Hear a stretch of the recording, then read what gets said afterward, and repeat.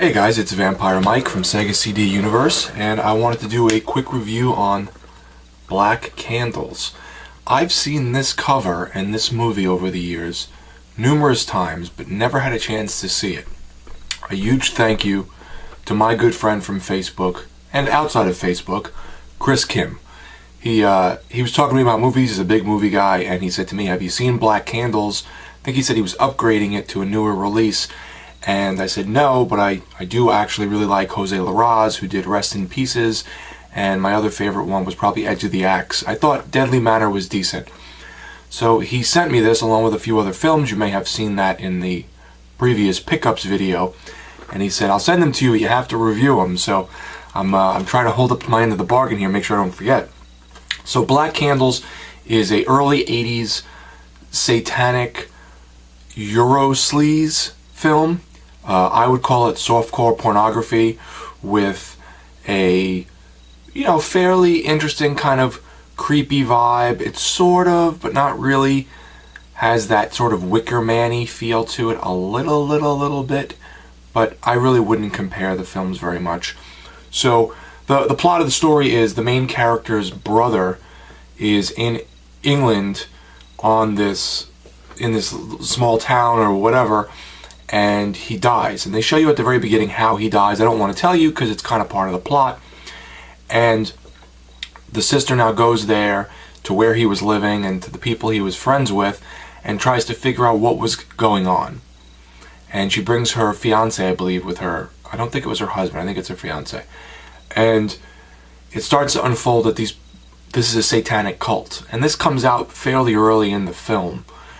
And each scene is pretty much people having sex. I mean, I can't really color this any other way. I threw it on my wife home, which was probably a poor idea in hindsight, and she goes, "Are we watching pornography?" I said, "No, I guess maybe it's like softcore porn because there's a lot of nudity, maybe something you'd see on Skinamax at 3 in the morning, but it's not necessarily, they're not showing full stuff. You don't see genitalia, you don't see penetration, nothing like that. But you do see hair, you do see boobs, a couple of schlongs, but nothing too crazy." So anyhow, there's just constant sex in the movie with this cult.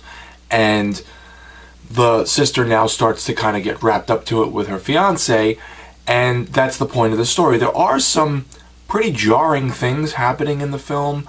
There's a sort of, would I call it a rape? I don't know if I'd call it a rape, but it was definitely a forcing of something that was like, that's not what I expect out of this character. There's a character who gets a knife shoved up them. They obviously don't show it going up them. It's, again, not pornography, and murdered. And then there is a goat sleeping with a woman to try and put the baby of Satan into this woman's body via this goat. So there is some weird, creepy stuff going on throughout the film, but the majority of it is softcore pornography with lots of naked women and, people watching, being creepy and weird and stuff like that. So I watched the film in 2 pieces because I happened to start falling asleep. It is a slower film, but that's not the reason. I happened to start falling asleep. I'm an old man. I get tired early. And I threw the rest of it on this morning when I was a little more clear-headed. I just finished it by myself in my basement. And the end came, and I was like, oh, I think I know where this is going. And then it just stopped. And I went, wait a minute. What did I miss? So I went back and looked it up, and I didn't get this ending from what I read. But I guess it kind of made sense. And I guess the ending was sort of a cop-out, in a way. It's one of those endings that it can kind of be what you think it is. It doesn't necessarily mean what you've seen is fully happened. And I didn't think that was a great ending to this film.